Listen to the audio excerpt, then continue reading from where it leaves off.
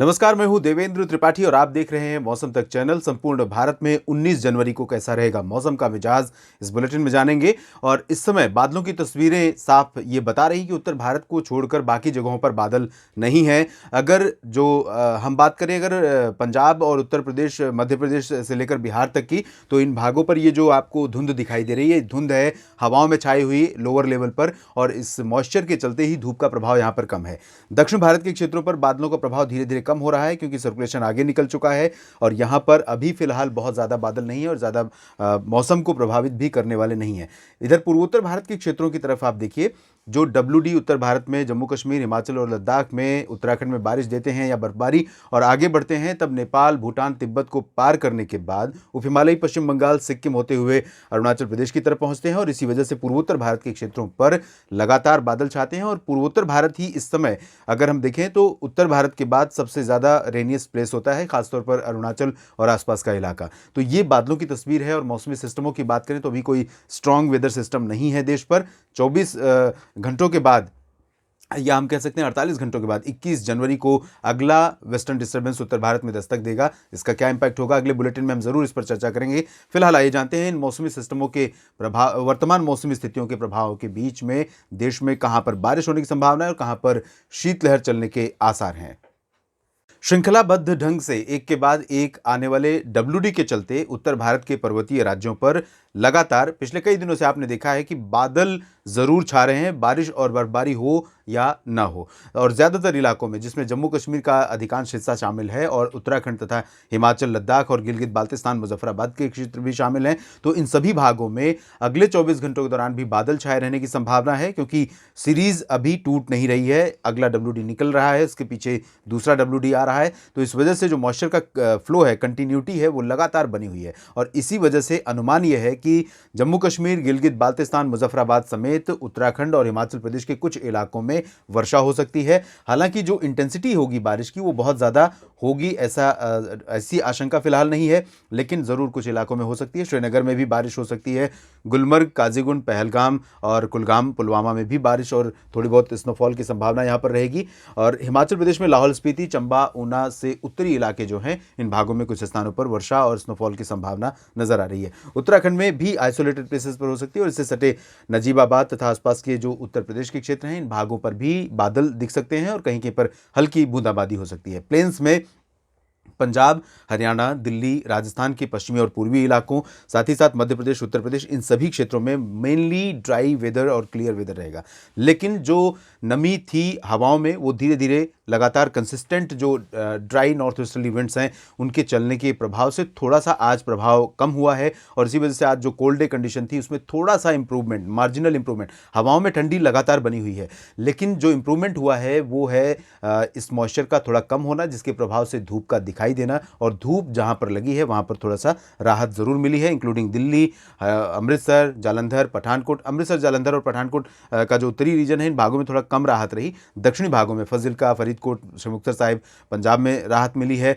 थोड़ी बहुत राहत राजस्थान के शहरों में मिली है और हरियाणा के दक्षिणी भागों में मिली है, साथ ही दक्षिण पश्चिमी उत्तर प्रदेश में। बाकी जगहों पर अभी कंडीशन ऐसी ही बनी हुई है और अगले 24 घंटों के दौरान भी मार्जिनल इंप्रूवमेंट रहेगा। इंप्रूवमेंट इसीलिए होगा क्योंकि अभी जो हवाएं हैं वो सीधी नॉर्दर्ली ना होकर नॉर्थ वेस्टर्ली है, लगभग इस तरह से आ रही हैं। तो जब ये नॉर्थ वेस्टर्ली हो जाती हैं हवाएं, तब इन मॉइस्चर्स को साफ करने में ये अपना कंट्रीब्यूशन देती हैं और इसी वजह से उम्मीद कर सकते हैं कि पंजाब में भी, हरियाणा, राजस्थान और उत्तर प्रदेश में, दिल्ली में भी ये जो मॉइस्चर है ये थोड़ा सा छंट सकता है, कम हो सकता है। धूप बेशक देर से निकले, 10-11 बजे के बाद निकले, लेकिन थोड़ा बहुत धूप का असर हो सकता है। दिन का तापमान इंप्रूव करेगा, सर्दी से थोड़ी राहत होगी, मार्जिनल इंप्रूवमेंट होगा। और बारिश की संभावना फिलहाल नहीं है। उत्तर प्रदेश के पूर्वी भागों में, बिहार, झारखंड, पश्चिम बंगाल के गंगीय क्षेत्रों, उप हिमालयी भागों के मौसम की अगर हम बात करें तो यहाँ पर भी कंडीशन सेम रहेगी। पश्चिमी और उत्तर पश्चिमी दिशा से लगातार हवाएं चलती रहेंगी और इन हवाओं के कारण cold wave condition, cold day condition लगातार बनी रहेगी। लखनऊ, वाराणसी, पटना, गया और रांची, कोलकाता समेत तमाम शहरों में। हालांकि कोलकाता समेत जो दक्षिणी बंगाल का रीजन है, इन भागों में सर्दी बहुत ज़्यादा नहीं पड़ती है, कोस्टल सिटी होने के कारण यहाँ पर मॉइस्चर का इम्पैक्ट रहता है। और इसी वजह से, और जब तक यहाँ पर हवाएं पहुँचती हैं, ठंडी हवाएं, उनका प्रभाव भी थोड़ा, चिलिंग फैक्टर उनका कम हो जाता है। इस वजह से यहाँ पर सर्दी बहुत ज़्यादा नहीं पड़ती। लेकिन अगले 24 घंटों के दौरान पूर्वी उत्तर प्रदेश में काफ़ी सर्दी बनी रहेगी और बिहार में, झारखंड में बनी रहेगी। पूर्वोत्तर भारत में यहाँ आप देखिए अरुणाचल प्रदेश के ऊपर थोड़ी बहुत बारिश की संभावना है, नागालैंड और मणिपुर में भी, सिक्किम और उप हिमालयी पश्चिम बंगाल पर भी बादल दिख सकते हैं और 19 जनवरी को भी इन क्षेत्रों में कुछ स्थानों पर रुक रुक कर हल्की वर्षा हो सकती है। मध्य भारत के भागों पर हवाएं उत्तर पश्चिमी दिशा से चल रही हैं और इन हवाओं का असर यहाँ पर अगले 24 घंटों के दौरान आपको दिखाई देगा। भोपाल, इंदौर, जबलपुर और मांडला, बालाघाट, डिंडोरी से लेकर अनूपपुर से लेकर होशंगाबाद, छिंदवाड़ा समेत मध्य प्रदेश के लगभग सभी शहरों में, गुजरात के अधिकांश इलाकों में, अहमदाबाद, वडोदरा, राजकोट, जामनगर, ओखा, नलिया, भुज, इन सभी भागों में, सूरत, वलसाड़, नवसारी में भी यही स्थिति रहेगी और यहाँ तक कि महाराष्ट्र के विदर्भ, मराठवाड़ा, मध्य महाराष्ट्र और कोंकण, गोवा में भी कई जगहों पर ठंडी उत्तरी हवाओं के कारण तापमान में गिरावट होगी। दिन और रात के तापमान लगातार गिरेंगे और इस गिरावट के चलते यहाँ पर सर्दी थोड़ा सा अभी की तुलना में और बढ़ सकती है।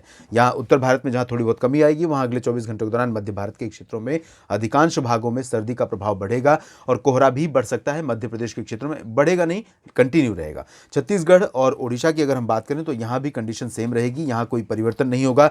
अंबिकापुर, रायपुर तक कोहरा छा सकता है। दक्षिणी भागों में चलेंगे तो सर्दी रहेगी, कोहरा नहीं रहेगा ज़्यादा।